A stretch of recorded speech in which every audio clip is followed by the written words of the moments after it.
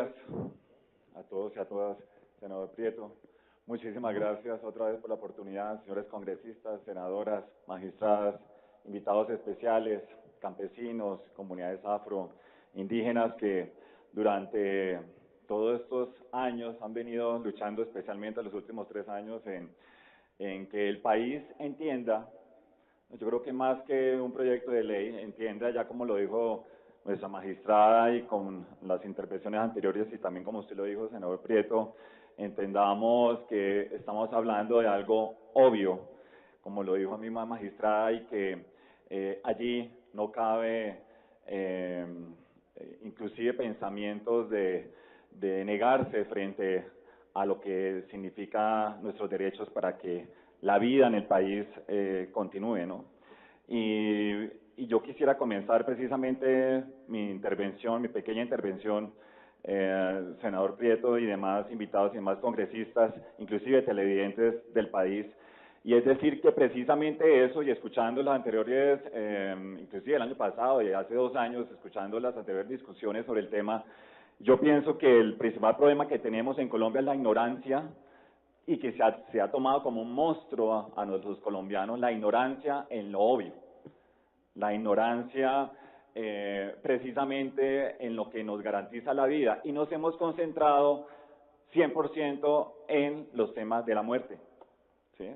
Y por estar pensando tanto en la muerte se nos olvidó la vida, y yo creo que es el momento del país de pensar en la vida, de que nuestros proyectos de ley estén enfocados hacia eso, y por eso yo creo que invito también a la academia a que sigamos participando en estos foros, porque precisamente la información y los datos sobre esos factores que garantizan la vida es que muchas veces también están guardados, pueden estar allí. Los científicos, nosotros, la gente que está permanentemente monitoreando los factores que garantizan la vida, pues cumplimos la función, pero también a veces esos estudios se quedan guardados o archivados y no los conocemos, porque de lo que estamos hablando acá, eso es un tema de salud pública, por ejemplo, ¿sí? Y me encantaría ver el sector de salud hablando de ese tema, hablando del agua como un derecho fundamental, pero desde el mismo Ministerio de Salud. O cuando se discutió el tema de calidad del aire en Medellín, también es un tema de salud pública, también me encanta ver y escuchar al sector de salud hablando de por qué tantas muertes en el país, más de 20.000 muertes están relacionadas con enfermedades respiratorias por el tema de calidad del aire. O sea, no es un tema ambiental, no es un tema del ministro de Ambiente, ¿no? Es un tema transversal de todos los sectores. O el tema de alimentos mismo, o sea, ¿por qué no tenemos alimentos básicos en las comunidades? También es un tema, el agua para los alimentos es un tema del Ministerio de Agricultura, no es un tema del Ministerio de Ambiente. Entonces, sí quisiera que esos factores que garantizan la vida, pues los empecemos a manejar de manera mucho más académica y además transversal. En ese sentido, vale la pena recordar que cuando hablamos de factores que garantizan la vida, no solamente estamos hablando de los problemas en La Guajira, no solamente estamos hablando de los niños que están muriendo en La Guajira, eso es uno, pero si usted pregunta, si ustedes preguntan en Cundinamarca, en la gobernación de Cundinamarca, ¿cuántos municipios siguen en alto riesgo por desabastecimiento de agua potable? Son más del 70% de municipios. Más del 70% de municipios en Cundinamarca, aquí nomás, nosotros mismos tenemos problemas de desabastecimiento de agua potable, ¿sí? Y lo peor es que nos hemos acostumbrado a esa situación. Entonces ahora vivimos desde carrotanques, ahora tenemos un negocio de carrotanques. Entonces, pero nadie está pensando en la bocatoma, aguas arriba, qué está pasando con las montañas, ¿no? ¿Qué está pasando con los bosques? Y ese es el otro problema, y es que tampoco sabemos de dónde viene el agua. Ahora pensamos, como lo dijo el senador Prieto, pues que viene de la llave de la casa, o ahora es de los carrotanques, entonces, o de la botella de agua. Entonces, desafortunadamente, a eso me refiero, el monstruo de la ignorancia hacia los factores que garantizan la vida en Colombia nos está llevando a una situación muy, muy compleja y muy preocupante. Pues no, el agua viene de los bosques, ¿no? Y esa es otra de las preguntas que me surgía este fin de semana en mi columna que saco en el periódico El Colombiano y El Espectador, y es con el tema de la ley de tierras también, creo que yo escuché muchísimas intervenciones, se habla de tierras ociosas y tierras no productivas. ¿Cuáles son, me pregunto? ¿Son las que tienen los bosques? ¿Son las que garantizan el agua para la agricultura, para la energía, para la industria, para la minería, para los hidrocarburos?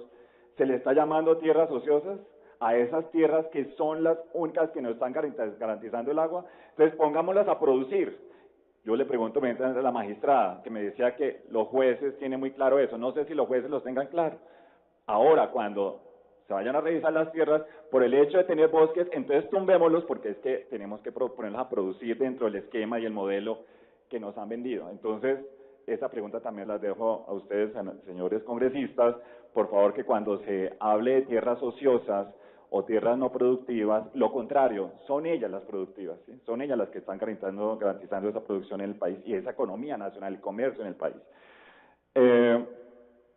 Y allí también me surge otra pregunta, y es que esta reforma de ley que garantiza este derecho va amarrada también con otras iniciativas que venían y que creo que no hemos hablado sobre ellas y que el año pasado fueron presentadas precisamente no solamente para que Colombia tenga ese derecho y sea reconocido ese derecho, sino para que se cumpla y para que se garantice ese derecho, ¿sí? Con este acto legislativo lo que estamos haciendo es eso también, que se garantice el derecho, no que lo tengamos, porque ¿qué está pasando con los derechos de los niños en Colombia? O sea, lo teníamos muy claro, pero ¿lo estamos cumpliendo? O los derechos de la mujer, lo tenemos muy claro, pero lo estamos cumpliendo. Entonces, lo mismo me pregunto con el tema del derecho al agua. Podemos con este acto legislativo sacarlo maravilloso, ¿y cómo lo vamos a garantizar?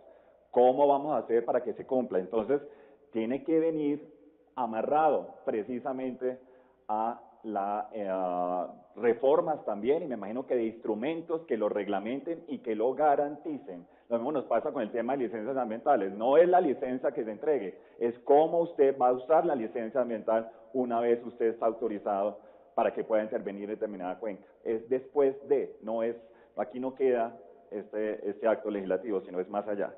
Y dentro de esos paquetes de actos legislativos y de reforma, recordemos que aquí en el Congreso también hay una tarea fundamental y es ratificar el Acuerdo de París. Porque el Acuerdo de París trae precisamente esos instrumentos que garantizan que el agua sea un derecho fundamental, ¿sí? Porque no solamente reducir, creo que también hay una confusión allí. He hablado con varios congresistas sobre el tema y me decían, no es que pensamos, es que era solamente la reducción de los gases de efecto invernadero en Colombia. No, es que también tiene que ver con cómo vamos a garantizar el agua para la economía nacional, para los habitantes, para reducir los impactos de la sequía en nuestros territorios, para reducir el desabastecimiento de nuestras hidroeléctricas en el país. También no solamente es mitigar los gases, no, es todos los instrumentos y todo el acto legislativo de adaptación de Colombia a la presencia de eventos extremos del clima en el país, también lo trae. Y eso fue el gran logro que tuvo el Comité de Negociación colombiano allá en el Acuerdo de París, y es lograr que los países más pobres como nosotros fuera incluida esa necesidad del agua dentro del Acuerdo de París. Por eso invito a todos los congresistas, por favor, de que prioricen ya. Muchos de ellos me lo han dicho esta mañana, antes, el senador Liscano, presidente del Congreso, ha dicho, va a ser una prioridad, pero necesitamos urgente que así lo sea. Inclusive somos de los últimos, ya, 145 países ya lo ratificaron, y Colombia no lo ha hecho. Entonces, ¿qué estamos esperando? ¿Sí? Eso es fundamental y prioritario. Ya para terminar, quisiera entonces mostrarle muy rápido unas diapositivas que traje sobre de lo que estamos hablando, sobre el tema de que Colombia no tiene agua, de que es una realidad, no solamente porque lo diga yo, porque lo diga el director del IDEAN o porque lo diga el ministro, no, es porque de verdad, como lo dije anteriormente, Santander hace más de 4 años, por ejemplo, en la mesa de los santos municipios del centro y oriente de Santander no tienen agua, y ese problema sigue avanzando y sigue, como lo dije anteriormente, sigue haciendo que nosotros pensemos que el agua viene de los carrotanques y viene desde la llave. La anterior diapositiva, por la primera, ahí. Entonces, si quieres la siguiente, ahí. Ese es Colombia, el último mapa de Colombia deforestada. O sea, lo que está en blanco es donde ya no hay bosques en Colombia. Esto es una fotografía satelital de Colombia. Sí, esto no es un dibujo que hicieron unos ambientalistas, no, es la fotografía satelital del país. Lo que está en verde es donde todavía nos quedan los bosques, lo que está en amarillo, en naranja y rojo es donde avanza la deforestación en Colombia. Son más de 140.000 hectáreas al año que se deforestan. Eso quiere decir que lo que está en blanco es donde no hay agua. No solamente es donde no hay bosque, es donde no hay agua, donde se está registrando la pérdida del recurso hídrico. No solamente a través de este acto legislativo es garantizar el derecho, no, sino dónde está el agua también. O sea, podemos de manera tardía reconocer ese derecho porque ya no tenemos agua. Entonces nos tenemos que preguntar es cómo vamos a hacer para recuperarla. Y una de esas es frenando la deforestación, que como ustedes lo ven es donde están los bosques. O sea, nos vamos a quedar sin Amazonía dentro de unos 15 años, 20 años, vamos a seguir tumbando todos los bosques del Darién, vamos a seguir tumbando el Catatumbo, el Chocó, y sigue avanzando con muchas de estas actividades relacionadas con acciones ilegales también. Entonces también invito al Ministerio de Defensa también, yo creo que en este proceso de postconflicto sería fundamental también involucrar nuestras Fuerzas Armadas frente a los delitos ambientales que están cometiendo para poder garantizar también este derecho. La siguiente, por favor. Y esta es la realidad. Entonces, obviamente, si usted va a Boyacá, usted Boyacá así. Aquí hay varios congresistas y representantes y senadores de Boyacá. Esa es la realidad de Boyacá. Y eso, o sea, eso no siempre era así. Eso era cubierto de bosques. Y así sigue avanzando el eje cafetero, Santander, Huila, eso es el eje cafetero, sigamos. Eso, adivinen dónde es. Eso es el alto del río Magdalena. Eso es en el Huila. Y pareciera la Guajira. Entonces, ¿cómo vamos a garantizar el agua precisamente en esos departamentos? Este es el mapa de erosión de Colombia. Precisamente en los territorios que le quitamos los bosques y las coberturas, ahora nos está también, dentro de los monstruos que nos están comiendo, está la erosión en el país. ¿No? Es la pérdida además de productividad para garantizar los alimentos en el país. Más del 50% de Colombia sigue en ese proceso de detrimento y de erosión y desertificación en Colombia. Sigamos. La siguiente, por favor. Y puedo resumir para terminar, es la realidad del país. Y es a la izquierda, este mapa está mostrando es cuando Colombia llega en los meses de enero y febrero y marzo, la temporada de lluvias, y mire cómo queda el país sin agua. O sea, esto es Colombia en épocas de menos lluvias y Colombia en épocas de más lluvias. Y es que ya no está lloviendo en la temporada que uno diría ahorita en abril, por más que sentamos el aguacero, la cantidad de agua es menor, porque el efecto del calentamiento global lo que está haciendo es que caiga un aguacero en 30 minutos, y no más, y no vuelve a llover en 8 días, usted lo ha notado. La semana pasada tuvimos en Bogotá, casi era verano, casi sentía en Cartagena, en los meses de enero y febrero, no, estábamos en temporada de lluvias. Entonces el calentamiento global está haciendo, además de la deforestación y la degradación de suelos que nosotros los colombianos hicimos en el territorio, ahora es Colombia extrema. Y es que ya no corre agua por la montaña, lo que está en naranja y en rojo es la escorrentía, el agua que corre por las montañas, como Colombia se seca, y luego, cómo Colombia se inunda. Entonces, lo opuesto, que está relacionado lo uno a lo otro, porque las montañas que están desprotegidas de bosque, como ya lo vimos que están deforestadas, cuando llegan las lluvias arrastra todas esas piedras y lodos, y eso es lo que causa los desastres, y es lo que causa las grandes avalanchas, como lo vimos en Mocoa, y como lo estamos viendo en Manizales, y como lo estamos viendo en Boyacá, en Cundinamarca, en Santander, en el eje cafetero. Los grandes deslizamientos causados precisamente de uno con otro es cíclico, es un sistemático. Todo está conectado lo uno o con lo otro. Y esa es la realidad. Colombia inundándose en temporada de lluvias, causada por el detrimento de los factores que garantizan la vida, o Colombia secándose en los meses de menos lluvias. Sigamos. Yo creo que podemos, esta gráfica interesante de la izquierda, para terminar, es que también estamos hablando de la economía nacional, y es cuánto le cuesta a una comunidad rural comprar un carotanque para tener agua con calidad. ¿Cuánto le cuesta? En San Andrés me decían que más o menos 100.000 pesos les costaba el carrotanque el mes que llegaba a abastecerlos a ellos. ¿Y qué tanto estamos aprovechando el agua lluvia también?